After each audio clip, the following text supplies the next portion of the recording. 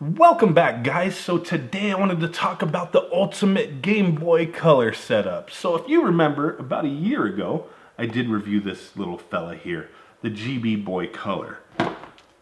Bam. So what is this thing?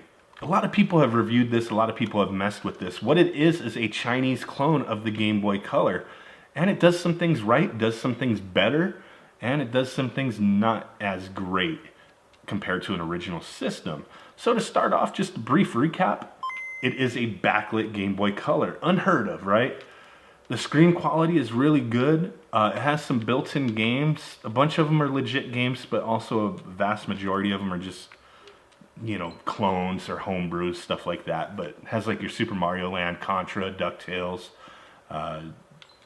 What else is legit? There's a bunch of legit games, but then a bunch of crappy knockoff games. Pretty cool, right?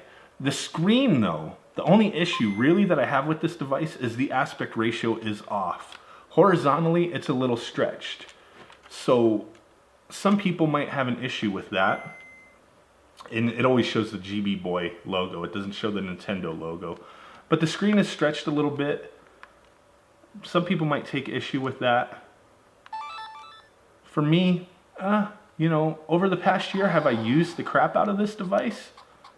No, I have not.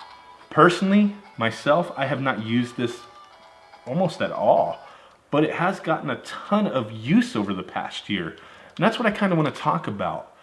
If you're really into Game Boy Color, as far as the Game Boy Color goes, if you want something with the original form factor and feel of a Game Boy Color and have the screen lit up, you have some options. I know I have one here, which will be a front light mod for an original Game Boy. And this is from Handheld Legend, and we'll be doing an install of this on this channel in the near future, so you guys can see how that works out and compare it to this as well. And then the other thing, if you wanted the original form factor, original Game Boy Color, you could do a Ben Ven Backlight mod, which is a pretty pricey mod. And you got to have a little bit of skill to do it yourself. If you want to buy one pre-done, they are very pricey.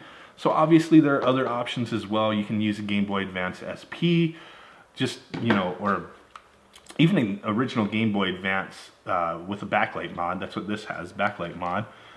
You can do all that, but some people prefer to play on original hardware, and I don't blame them, You could play your original Game Boy games on original Game Boy, but to get those Game Boy Color games, this is definitely a great option. But for me, I gotta have that look and feel of an original Game Boy. I'm not some kind of elitist or something like that, but growing up with the Game Boy and owning every iteration of the Game Boy, it was my favorite and still is my favorite handheld of all time.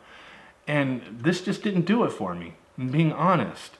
I love the feel of having this big brick in my hands and playing some old school games. Even using the Game Boy Advances or even the Game Boy Micro. This does not play original Game Boy games though, but just using original hardware, I love it. And this thing it was cool, but it didn't do it for me with the feels anyway.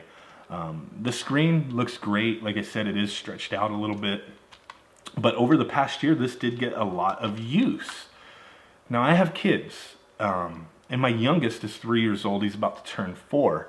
Them being exposed to, all these retro games, I got games down here, games upstairs. They love it, they get into it a little bit, but my 3-year-old, he really enjoys the Game Boy. And it's great for like road trips, stuff like that. Let him just play some games for a while. And that's where this got all the use out of. And it's still taken care of pretty well. Nothing wrong with the screen or anything. The speaker does go out every once in a while. I do want to point that out.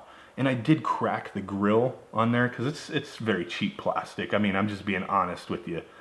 Especially the grill, it's really thin. And I think I bashed it once when he told me the sound wasn't working. And I cracked it a little bit. I just need to open it up and see if I got to resolder it or whatever. But he's used the crap out of this thing. And that's great because I don't want him touching my original Game Boy. I will share cartridges. I will let my kids use my carts. Certain games for a 3-year-old, no, you're not handling those games because I don't want them to get ruined. But supervised, I've let him play like Snow Brothers and certain games that are a little pricey on the Game Boy. But for him to have that like in the back seat of a car No, you know, I don't want him pulling it out because it does have built-in games if you don't have a cartridge in there, and he will take the card out and, you know, drop it or set it aside, and then it gets lost, and it's like, dude, that's not happening with you know, my games. Some games I can replace, and, you know, obviously I could find them, and I do keep, you know, tabs on what he's doing. But to make this the ultimate Game Boy Color, I did get him a Game Boy Everdrive. This is the X3 version, so this is the low-end version. Now, it does work on this device, and it does boot up into Game Boy Color mode, as you will see right here. Pretty good stuff. Load up a game. You always get that GB Boy logo, you don't get the Nintendo logo. But as you see, everything works great. The Everdrive works. He can play any game to his heart's content. And I don't have to worry about giving him a bunch of cartridges, especially ones that I don't want to lose.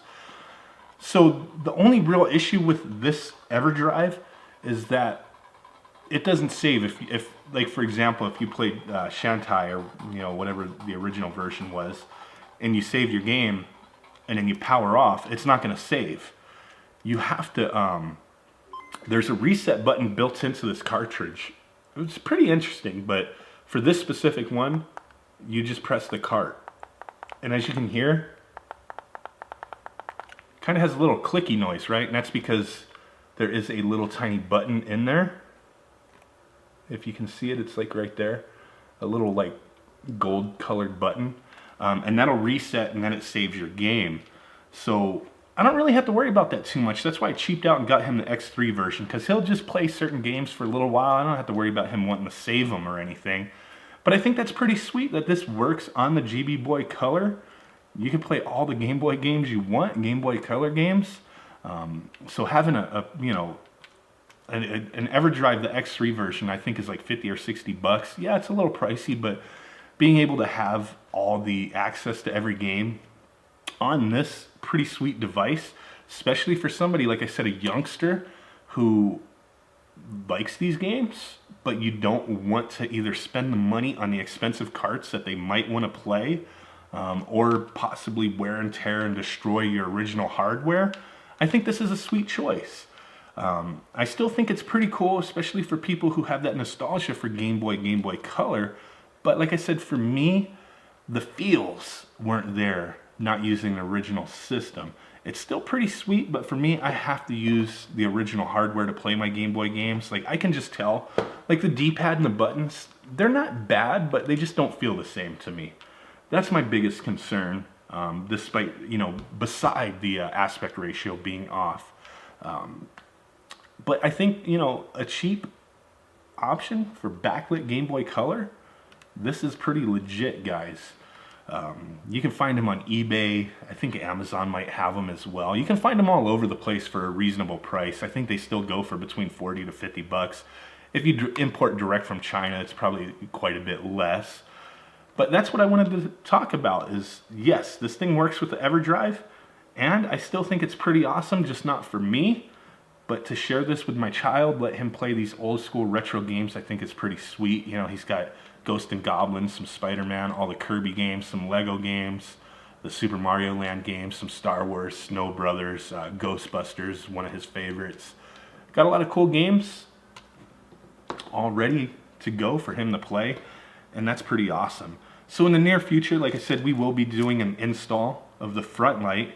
If I can afford to, or be able to get everything set up for the Ben-Ven, you know, modification, we'll do that as well. But right now, funds are tight, so that's not something I'm planning on doing. But maybe in the future, we will also be doing some other backlight mods for the original Game Boy and Game Boy Pocket. I'm actually really looking forward to doing a backlight on this, because doing the non-biverted backlight looks really good on this from what I've heard and seen.